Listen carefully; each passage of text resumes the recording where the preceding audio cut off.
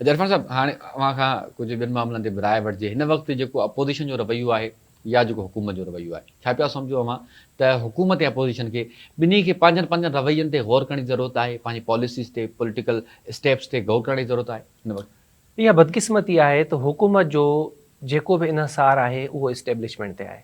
Opposition जो जेको इन्हिसार आहे उहो बि इस्टेब्लिशमेंट ते आहे।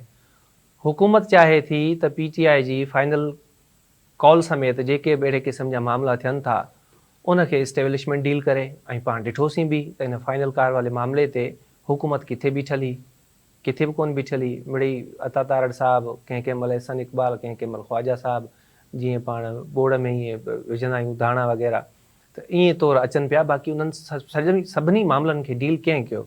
मोहसिन नक़वी साहिबु। हाणे मोहसिन नक़वी केरु आहे?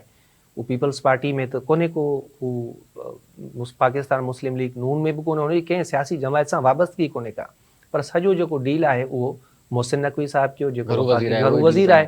कहिड़ी बुनियाद ते घरू वज़ीर बणियो आहे उहा तव्हांखे ख़बर आहे, हिते ॿुधाइण जी मूंखे ज़रूरत न आहे। रोज़ तव्हां ॾिसो था त फैसल वावडा रोज़ अची प्रोडिक्शन करे थो। पाण खणी ईअं चऊं त अॼु जे दौर जो सियासी पंडित बणिजी वियो आहे फैसल वावडा साहिबु। ऐं उहे ॻाल्हियूं करे थो जेके 10-15 ॾींहंनि खां पोइ थी थियूं वञनि।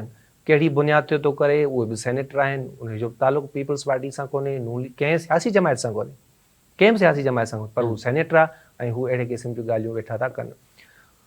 सेम अपोज़िशन बि ईअं चाहे थी त असां हुकूमत सां ॻाल्हियूं न कयूं, असां सियासी जमायत सां ॻाल्हियूं न कयूं, असां जेकॾहिं ॻाल्हियूं कयूं त इस्टेब्लिशमेंट सां कयूं। हाणे जेकॾहिं हुकूमत करणी आहे तॾहिं बि असांखे इस्टेब्लिशमेंट जे कुलनि ते वेहणो आहे, ऐं असांखे जेकॾहिं अपोज़िशन करणी आहे, को मुतालबो मंझराइणो आहे, त पोइ बि असांखे इस्टेब्लिशमेंट जे कुलनि ते चढ़णो आहे, जंहिंजो जमहूरियत सां को लेणो देणो कोन्हे। ही सिस्टम आइन तहत जमहूरी हुकूमतुनि खे हलाइणो आहे, ऐं जमहूरी हुकूमतूं अवाम जी हिमायत सां वजूद में अचनि थियूं।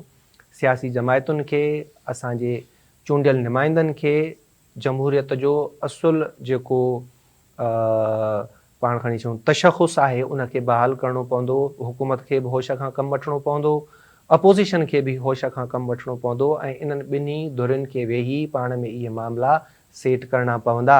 बाक़ी जेसीं ताईं ही टीं क़ुवत जे आधार ते इहे समूरियूं शयूं कंदा, इन सां पाकिस्तान में न हक़ीक़ी जमहूरियत ईंदी, न ई वरी सियासी इस्तेहकाम ईंदो, न ई वरी मुआशी इस्तेहकाम ईंदो। पोइ इहो कमु ईअं ई पियो हलंदो त अॼु जेकॾहिं 5 सालनि जे लाइ मां वेठो आहियां त मुंहिंजूं पॉलिसियूं अलॻि आहिनि, वरी जेकॾहिं तव्हां अची वेंदो 5 सालनि जे लाइ त तव्हांजूं पॉलिसियूं अलॻि थी वेंदियूं। इन जे करे हिन समूरी सूरत हाल में जेको मेन वाइटल रोल आहे उहो आहे सियासी जमायतुनि जो, ख़्वाह हुकूमत में हुजनि, ख़्वाह अपोज़िशन में हुजनि, त उन्हनि खे वेही करे इन्हनि मामलनि जो, इन्हनि मसइलनि जो हल कढणो पवंदो ऐं पाकिस्तान जे लाइ सोचणो पवंदो। ख़ासि करे पाकिस्तान पीपल्स पार्टी खे इन मामले में पंहिंजो रोल अदा करणु खपे। आसिफ़ अली ज़रदारी साहिब खे, जेके मफ़ाहमत जा बादशाह आहिनि, ऐं आसिफ़ अली ज़रदारी पीपल्स पार्टी अहिड़ा कम बि कया आहिनि, अहिड़ियूं शयूं बि कयूं आहिनि जेके ज़ाहिरी तौर ते असांखे नामुमकिन लॻंदियूं हुयूं, पर आसिफ़ अली ज़रदारी पंहिंजी विज़डम सां, पंहिंजी मफ़ाहमत सां उहे सभु शयूं कयूं आहिनि। सो ही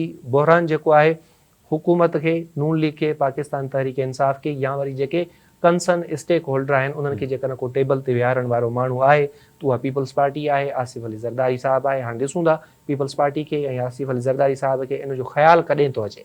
ठीकु आहे इरफान साहब, वॾी महिरबानी।